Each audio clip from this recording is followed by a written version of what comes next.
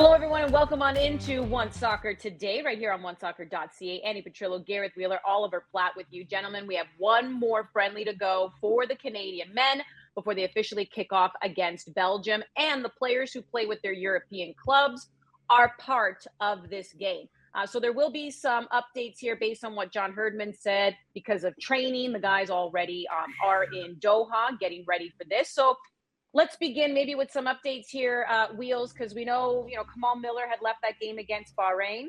I guess he's okay. And what about Stefan Eustachio and even Alphonso Davies, right? Those are some big names there, Eustachio and Davies.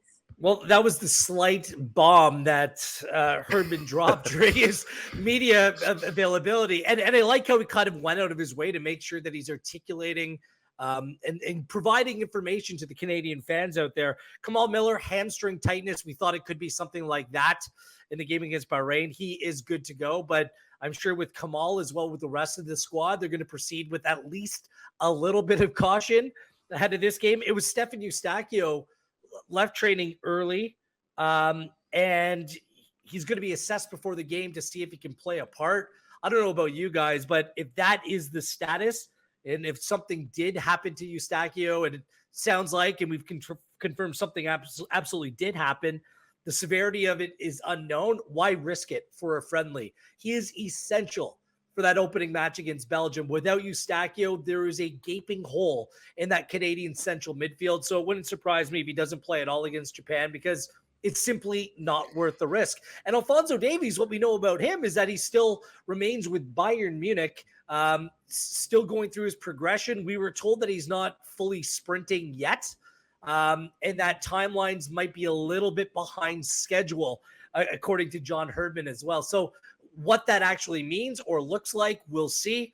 It seems like the date where Canada really wants to ramp things up ahead of the Belgium match is the 20th. So there still is time there. But man, when you have the Davies equation still up in the air, Eustachio now his status up in the air, man, it's making the life of John Herdman that much more difficult right now. It's crazy, isn't it? And it's not just Canada and not just John Herdman, but what every country is dealing with in the lead up to this World Cup. Like players playing at the weekend a few days ago and now coming into camp with literally just a few days to prepare. And in most cases, a preparation friendly as well that kind of breaks up training and the preparation time too. So we've talked about it before when Davies first got injured. It's completely unprecedented the way this World Cup is being staged and the lead up time to it. And it's going to throw up all kinds of curveballs for teams. So I certainly agree with Wills that you don't take any risks with Eustachio, particularly when you look at this is a player who has played as many minutes as just about anyone probably at the World Cup in recent weeks. Like since he got into that Porto team, he's started every game bar one. He was unavailable for suspension, League and Champions League. So there's a ton of minutes under his belt there. The match rhythm and match fitness isn't a concern with him. Keeping him healthy and ready for Belgium is. And with Davies, we just now wait, I think, for that reintegration into the Canada camp, which will come after this Japan game. So hopefully, like Will said, a little behind schedule, but hopefully not a lot. So we're still somewhat on track there. Right. But there is this element of anxiety, uncertainty, whatever you want to call it, going into that opening game. And this is why I was nervous from the get-go in terms of the Bayern Munich side of things. Like, they're going to do what's best for Bayern Munich, not what's best for Canada. If that means proceeding with a little bit more caution with Alphonso Davies, they're going to do so. So perhaps timelines are mixed up. I get nervous that he's not in Canada's camp. I understand that Bayern Munich's taking great care of him. They have wonderful doctors, wonderful facilities. That's the place he should be right now. But the longer he remains in Germany and not with the team in Qatar, that makes me nervous. Along with Eustachio, we're just going to have to wait. I don't think anyone knows the severity of what he's dealing with or what that injury actually is. But it doesn't, as of right now, seem like this is something that could be a problem heading into the World Cup, unless it is, right? Unless it's aggravated, unless it's not dealt with the right way. So that's where we're at. It's just, it's such difficult news. And I think largely Canada has approached this World Cup with positivity, with good reason. But the more and more you look at this is going to be much more difficult than originally the original prognosis actually was. It's going to be one hell of a group stage this World Cup. I have a feeling like the preparation. I know the group stage is usually the most exciting part of the World Cup, but this time in particular, like it's just you're flying by the seat of your pants coming into this. Yeah, and I mean, perhaps now John Herdman, we were having a little fun with it, saying, "Oh, maybe a bit of gamesmanship," but perhaps now it's true. Maybe he's not quite sure if Alfonso Davies is going to be ready for that game against Belgium. Maybe we really are looking at that second match now for Alfonso Davies, which would be a real setback for Canada. I guess in some ways, good news because sometimes we forget the effect that travel can have on the body. But so other than like a 5.5 to 6 hour flight, Germany to Doha, there's only a 1 hour time difference. So I always take that into consideration. You're traveling, plus you have to deal with the time change. Now imagine going out and having to perform at your absolute best. I can't even do sightseeing. If I'm a tourist, I can't even have a proper day sightseeing and eating my pasta in a certain country when there's a time change. Never mind performing at my best on the World Cup beyond stage. that, it's the heat. It's the heat. It is so freaking hot there. If you're training during the day, like I don't know what that's going to look like. Like Ollie keeps on hitting on, this is a World Cup like no other. And it's going to be survival of the fittest. It sounds cliche, but that's exactly what this is turning out to be. Well, let me ask you this. So they do have this one game against Japan, and it really is about the team being together and perhaps even, John Herdman working on certain things. But I know in the past when we've had these friendlies, even in that last window in September, Ollie, it was about the experience. It was about seeing how you match up against certain teams, in particular Uruguay, because they are ranked 13th in the world. And the general theme always seemed to be, well, it's not about the result, right? It's about the process. When it comes to this game against Japan, though, Ollie, are you changing your tune a little bit on that? Does the result matter versus Japan? To a certain extent, I think it does, just because I kind of think there's a little bit of a feeling since qualification that the team hasn't quite got its momentum back. It doesn't quite feel like we're riding the same wave as we were, through the octagonal. And I think if the result in this game is really damaging, if it's really not good, you come up against a World Cup team like Japan. And you look thoroughly second best, that is not going to be great for the team's confidence going into the World Cup. So I think in that regards, even if maybe the result specifically doesn't matter in the sense that, if you lose 1-0 but play well, you're probably okay with it. Just the kind of manner of the performance, the manner in which the result comes, I think does. And a large part of this for Canada is going to be about putting a number of players out there, players in all kinds of different situations. Some have been playing tons, some haven't been playing at all and have been dealing with injuries, and seeing how they cope with the pace of a team like Japan. That's going to be a very competitive team at this World Cup. You only need to go back to the last window and look at the absolute number that Japan did on the United States to see how dangerous they can be. They're an incredibly organized team. They press really, really well. Not necessarily a high press, but they'll trap you and then go on the counter attack. And they're a very dangerous team if you play into those things in the way that the United States did. And that was a real humbling for that US team. I think knocked that team's confidence back for sure.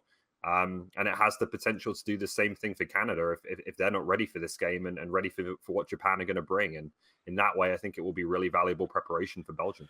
Yeah, I think it's going to be an eye opener. Could be, in a good way or a one that is a teachable moment. Japan is a side that went through the group stage at last year's World Cup. It was bizarre. They went through based on a fair play rule because they had the exact same amount of points, goals against, goal differential as another team in their group. And they went on based on fair play and almost beat Belgium.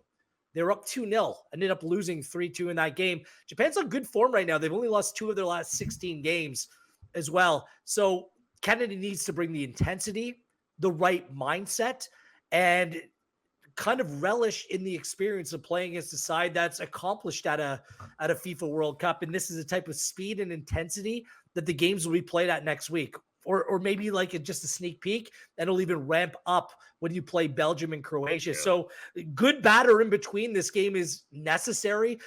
Although I said you need to approach the game with caution with some players, look, at this point, you just got to play them. Like, we're a week out from a World Cup. They need rhythm. John said it. The team needs to dial in.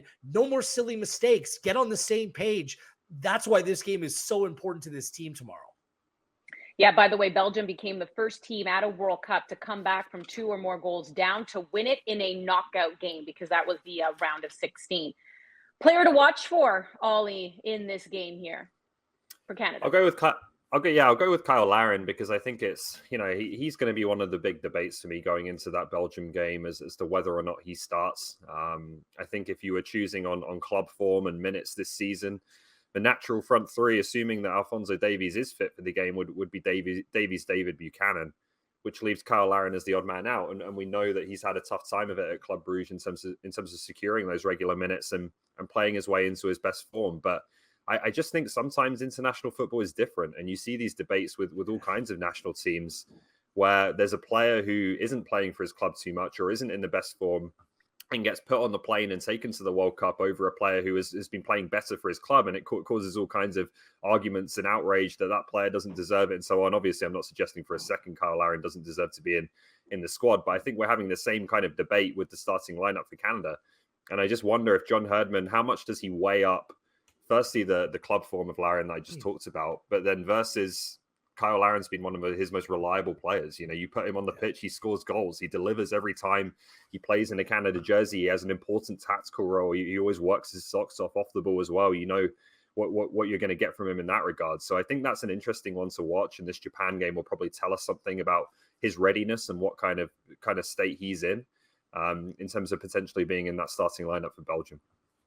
Few players have been better for country than Kyle Larin. And that reintegration back into the team, the game models, he's on point. So, yeah, good shout, Ollie. But with the news about Eustachio, all eyes are going to be on Atiba Hutchinson. It has to be now because I don't think ideally you'd want to go out and throw the 39-year-old straight into the starting 11 just based upon where he's at. But the reality is that you might have to take that risk. If Eustachio is not playing, who's going to be that commander, that leader in the midfield? It has to be Atiba, and we're going to get a real good gauge of where his fitness is at right now. Is he ready to go play at the intensity that is required playing international tier 1 nations or even tier 2 nations? Or is he going to be a little bit off the pace? That's going to be a big question that will be answered. Can I ask this? If you're Herdman, am I cuckoo to suggest this? If you go 4 at the back, just hear me out right now, right? You're Atakubi, Miller, Vittoria, and Alistair Johnston. Could you not have Eustachio and Atiba in the middle with Davies and Buchanan as your wingbacks and David and Larin up front? Is there no way, Alex? I know you keep saying can all 4 be on the pitch at the same time, but can you not do it that way? You could, and they've done it in a CONCACAF match. I just think if you do that against Belgium, you are getting absolutely overrun. It's too much work for Eustachio and Atiba or whoever's in that midfield to do for me. That's my opinion. I could be wrong. I think you need an extra player either in midfield or in defense against teams like this, but we'll see. I mean, could be. The problem with that, I think that's very realistic, Andy, because they can. They can play the 3-3 and then they defend in a 4-4-2. We've oftentimes seen it. I think that's a realistic proposition. Problem is Davies going to play? What's Eustachio's status? Well, Johnston, Miller out of season. There's no easy solutions here. You start searching down this team, who is on top form? I mean, and who is ready to compete at the highest level, for an entire match? You can probably count the number of players on one hand, right? Seriously, that's where we are right now because of the injury concerns and the MLS players out of season. I do want to just talk about Lucas Cavallini. I know we probably won't see a lot of him at the World Cup. Not quite sure how that'll work out, but I know, Ollie, you had put out just a couple days ago that it appears the option's not been picked up with Vancouver. What do we know about that? And what is next for Lucas Cavallini? Does he stay in MLS? Does he make a move back to Mexico? And again, I don't know if we'll see him a lot at the World Cup because typically a lot of players like to be able to showcase their stuff at the World Cup to get a new contract. Maybe he doesn't need to do that. I don't know. Kind of what's his destiny right now? Yeah, it's going to be interesting to watch. We thought we were past the days of Canada having unattached FC on their roster, but Lucas Cavallini and James Pansmith have surprisingly left their clubs over the past week. So we've got a couple there. I'm not sure what's next for Lucas Cavallini, to be honest with you. It's going to be a really interesting one. Obviously, he's eligible for the MLS re-entry processes and things like that to potentially be picked up by another team. There was a report from JJ Adams of the Vancouver Province that his option for next season actually goes up to $2.5 million, which would explain why it wasn't activated, because I just don't think you can really justify Cavallini based on his form this season being a designated player next season. So the likelihood is, I think, that he probably leaves MLS and looks for a new deal elsewhere. We know he's played in Mexico before. We know he's played in South America before. I wouldn't rule out something like that as potentially the next avenue for Cavallini if there's nothing there that keeps him in Major League Soccer. Well, I'll say this: both of the other Canadian MLS teams need a number 9. They do. And is Cavallini still a DP in this league? If he is, he's going to be of the cheaper version, less expensive. That's kind of what TFC's looking for, aren't they?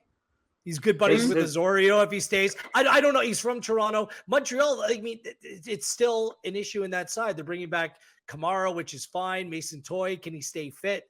I still think that's an area that they need as well.